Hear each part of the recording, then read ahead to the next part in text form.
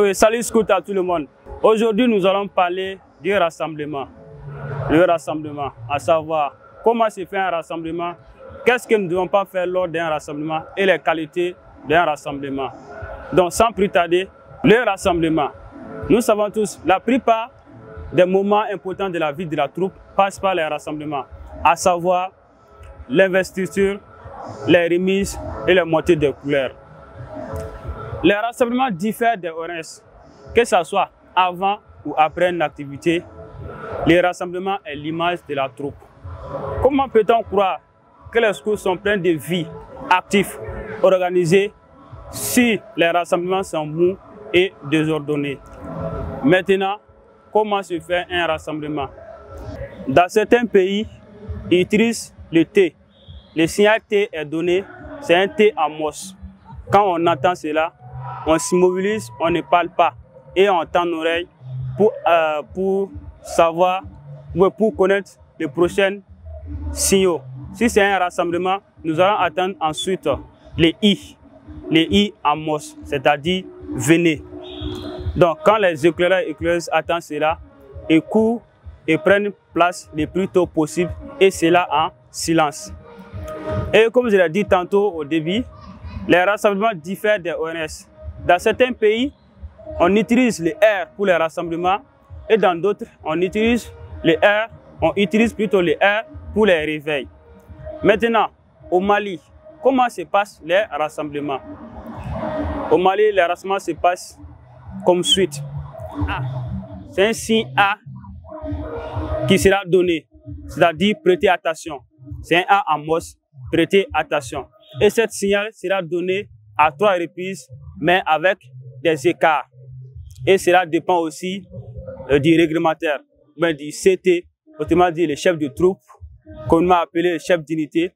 Voilà, cela va dépendre de celui qui siffle. Donc après cette prêter attention-là, quand on entend cela aussi, on s'immobilise, on ne parle pas et on tend l'oreille pour attendre le prochain signal. Si c'est un rassemblement, vous allez attendre les R. Les R, c'est en MOS. Point. Donc, cela veut dire que c'est un rassemblement, c'est un appel. Donc, tous les éclaireurs et éclaireuses doivent s'activer et chercher à se compléter avant le prochain signal. Donc, et le prochain signal sera lancé, ça sera un I.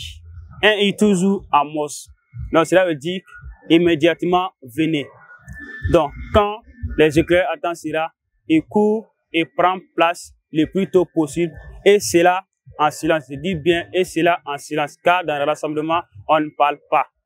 L'entrée dans le rassemblement, c'est faire par ordre, c'est-à-dire les CP, le chef de patrouille, devant avec le bâton scout, et les autres patrouilleurs jusqu'au SP. SP, seconde patrouille, second chef de patrouille, comme on l'a dit tantôt. Voilà. Normalement, les patrouilleurs ne doivent pas rentrer dans les rassemblements lorsqu'ils ne sont pas au complet. Et lorsqu'ils ne seront pas au complet, ils courent autour du rassemblement. Et lorsqu'ils seront au complet, ils prennent place et ils lancent les cris. C'est-à-dire pour montrer qu'ils sont au complet et qu'ils sont présents. Et si tout le monde sont là, tous les patrouilleurs sont là, maintenant c'est en ce moment, le chef de troupe, comme on a appelé le chef d'unité, lance les cris. Les cris, c'est-à-dire pour savoir réellement est-ce que tous les scouts sont vraiment présents. Il lance les cris, il dit scouts et guides, toujours les éclaireurs répondent prêts. Et cette prêt doit être toujours maintenu jusqu'à ce que le chef de troupe dit repos. Maintenant, après cela, pour rompre un rassemblement aussi, le CT aussi doit toujours dire scouts et guides, toujours, il répond prêt. Et le CT maintenant dit rompez. C'est en ce moment aussi les éclaireurs et éclaireuses se retirent pour les occupations. Une consigne que vous devez respecter lors d'un rassemblement, c'est un éclaireur n'a pas le droit de pénétrer ou de rentrer à l'intérieur du rassemblement sans l'autorisation du premier responsable ou sauf il est autorisé à rentrer à l'intérieur du rassemblement lorsque celui-ci doit aller recevoir un honneur. Voilà. Et ensuite, la parole pour poser une question soit tu lèves la main, ok? Tu lèves la main pour poser ta question, soit tu fais 2 pas en avant pour poser ta question. Mais dans les 2 cas, il faudra toujours attendre l'autorisation du premier responsable, c'est-à-dire le chef de troupe, autrement dit le chef d'unité.